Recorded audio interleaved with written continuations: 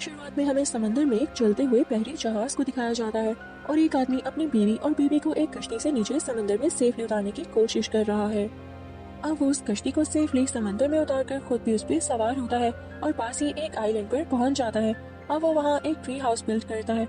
वो तीनों वहाँ रहने लग जाते हैं। नेक्स्ट सीन में कुछ गोरिल्लास को दिखाया जाता है। उन गोरिल्लास का लीडर और उसकी फीमेल पार्टनर सो रहे होते हैं। तभी उनका न्यूबॉर्न बेबी खेलने के लिए उठता है और आगे निकल जाता है, पर तभी एक चीता उस पर हमला कर देता है और उसके भागते हुए आते पेरेंट्स भी उसे नहीं बचा पाते। उस बेबी गोरिल्ला की माँ बहुत दुखी वापस अपने हैबिटेट में लौट आती है और बस उसके बाद वहाँ पर हमेशा उदास नजर आती है। कुछ दिन बाद उसे एक न्यूबॉर्न बेबी के रोने की आवाज आती है और वो उस आवाज का पीछा करते हुए उसी ट्री हाउस तक पहुंच जाती है जहाँ शिप से बचकर वो फैमिली रह रही है। वो वहाँ पहुँचती है तो दिखाया जाता है कि हर तरफ सामान बिखरा हुआ है और उस बेबी के पेरेंट्स खून में लथपथ पड़े हैं। साथ ही चीते के पंजों के निशान भी हैं और उसे भी बेबी के रोने की आवाज आती है और वो उसे ढूंढती है जो कि कपड़े के नीचे छुपा है। वो उसे देख के बहुत हैरान हो जाती है और उसे अपने बेटे की याद आती है जिसे इसी चीते ने खा लिया था।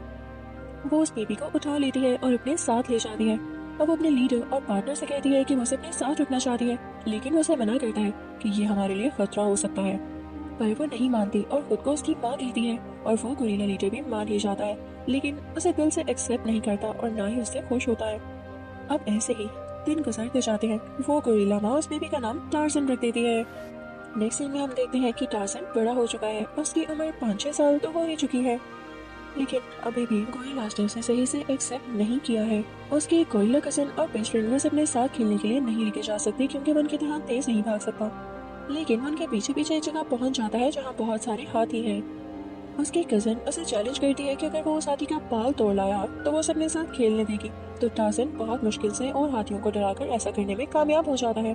पर वही गोरिल्ला लीडर आ जाता है और उसे वार्न करता है कि आइंदा ऐसा ना हो और उसकी वजह से आज किसी की भी जान जा सकती थी। वो तो उसने उसे देख लिया तो ऐसा होने से बच गया। अब बस टार्जन की जिंदगी इसी तरह से गुजरने लगती है। नेक्स्ट सीन में हम देखते हैं कि टार्जन अब बड़ा हो गया है, यानी एक अडल्ट इंसान के रूप में आ गया है, जो जंगल में बिल्कुल गोरिल्लास की तरह ही दरख्तों पे भाग रहा होता है और जंप भी कर सकता है। और तो और उसमें गोरिल्लास जैसी स्ट्रेंथ भी आ चुकी है। अब कुछ दिन बाद जब वो सब अपने लीडर के पीछे जा रहे होते हैं तभी वहाँ वही चीता आ जाता है और गोरिल्ला लीडर पर अटैक करने लगता है। लेकिन गोरिल्ला भी उसे लड़ता है, पर चीता तो उस पर बहुत जोर से वार करने लगता है और ऐसा ही जोरदार हमला करके उसे गिरा देता है। तभी वहाँ टार्जन आ जाता है और एक स्पीयर की मदद से चीते को मार गिराता है, जिसे देख के सब गोरिल्लास बहुत खुश होते हैं और गोरिल्ला लीडर भी बहुत खुश होता है। वो टार्जन के रिस्पेक्ट करने लग जाता है, क्योंकि अगर वो ना होता तो उन सबको चीते से कौन बचाता। उसे भी अब उसकी कदर आने लग गई थी। अब उनकी पीसफुल लाइफ एक बार फिर से डिस्टर्ब होती है जब वहाँ उस आइलैंड पे कुछ ह्यूमन एक्सप्लोरर्स आते हैं। यानी अभी वो लोग मिलकर रहना शुरू ही हुए थे कि उनपे एक और आजमाइश आने लगी थी। ये कुछ ऐसे एक्सप्लोरर्स थे जो कि गोरिल्लास को स्टडी करने आए थे। उनमें एक प्रोफेसर और उसकी बेटी जेन होते हैं और एक हंटर भी।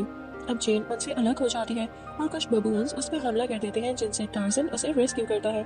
वो ये देख के बहुत हैरान हो जाता है कि वो भी उसे जैसे एक इंसान है। जेन टार्जन को लेकर वापस अपने कैंप आती है जहाँ प्रोफेसर और हंटर भी उसमें बहुत इंटरेस्ट लेते हैं। लेकिन हंटर एक एविल इंसान है जो टार्जन को कैप्चर करना चाहता है, उसे कैद करना चाहता है और उसकी मदद से बाकी गोरिल्लास को भी पकड़ना चाहता है। अब टार्जन वापस आ जाता है और गोरिल्ला लीडर उसे स्ट्रेंजर से दूर रहने का कहता है, पर वो उसकी बात नहीं मानता और जेन और उसके साथियों से मिलता रहता है। और जेन उसे इंग्लिश बोलना सिखाती है और उसे ह्यूमन वर्ल्ड की भी जानकारी देती है और उसे बताती है कि बाहर एक बहुत बड़ी दुनिया है और कैसे इंसान वहाँ पर बसते हैं। अब यहाँ टार्जन और जेन एक दूसरे को बहुत ज्यादा पसंद करने लग जाते हैं, एक दूसरे की बातों में इंटरेस्ट लेने लगते हैं। प्रोफेसर और हंटर टार्जन को कन्विंस करने की कोशिश करते हैं कि वो उन्हें गोरिल्लास तक ले जाए, पर टार्जन गोरिल्ला लीडर की वार्निंग्स की वजह से ऐसा नहीं कर पाता। अब नेक्स्ट सीन में दिखाया जाता है कि उनके एक्सप्लोरर्स को वापस ले जाने उनके शिप आइलैंड पे आ चुकी है और जेन टार्जन को उसके साथ जाने का कहती है और उसे कहती है कि अब हम यहाँ से चले गए तो वापस कभी नहीं आएंगे। तुम्हारे पास हमारे साथ आने का ये एक ही मौका है।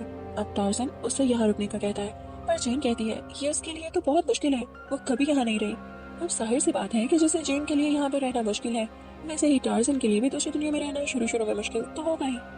अब वही वो हंटर उनकी बातें सुन लेता है और टार्जन को कहता है कि अगर वो जेन को गोरिल्लास तक ले गया तो वो यहाँ रुक जाएगी। टार्जन बेचारा उसकी बातों में आ जाता है और ऐसा ही करता है।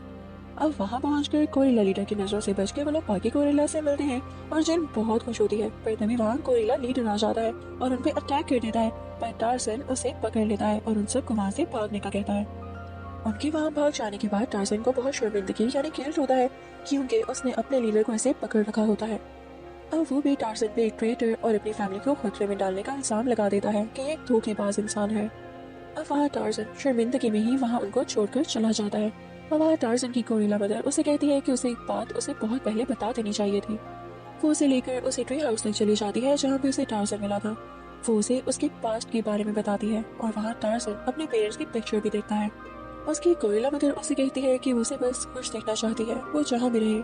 टार्ज़न अपने रियल फादर के कपड़े पहन के जेन से मिलने चला जाता है, जो शो करता है कि वो अब जेन के साथ ही उसकी कंट्री जाएगा, यानी जहाँ वो रहती है। अब वहाँ शिप पे पहुंचकर उन्हें हंटर की असलियत का पता चलता है, जब वो जेन और प्रोफेसर उनके साथियों और टार्ज़न को शिप में लोड कर रहे होते हैं। दरअसल वो उनको वहाँ पर पकड़कर लॉक कर रहे थे। इसके पीछे उनका पर्पस ये था कि इन्हें बेचकर बहुत सारे पैसे कमाएंगे। और अब जब उसने टार्ज़न की हेल्प से उनका घर देख लिया था तो वो ये काम अपना वर्कर्स की हेल्प से आसानी से कर सकता था। वो अपने सब साथियों को लेके वहाँ पहुँच जाता है।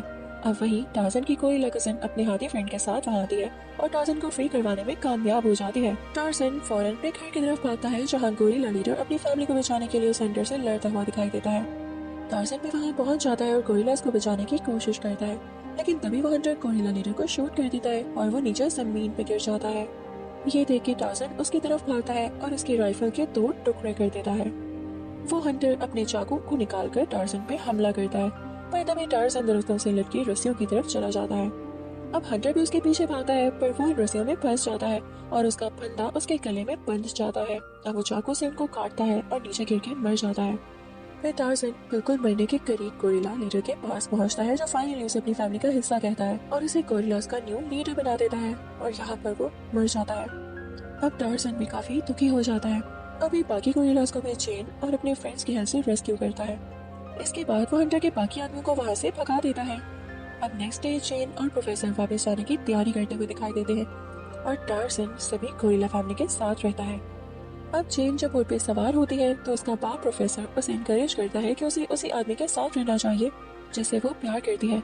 अब वो फौरन से बोट से जंप करके तैरती हुई यानी स्विम करती हुई टार्ज़न तक चली जाती है और तभी प्रोफेसर भी उसे वहाँ फॉलो करता हुआ आ जाता है और सब हंसी खुशी वहाँ अपनी जिंदगी गुजारते हैं।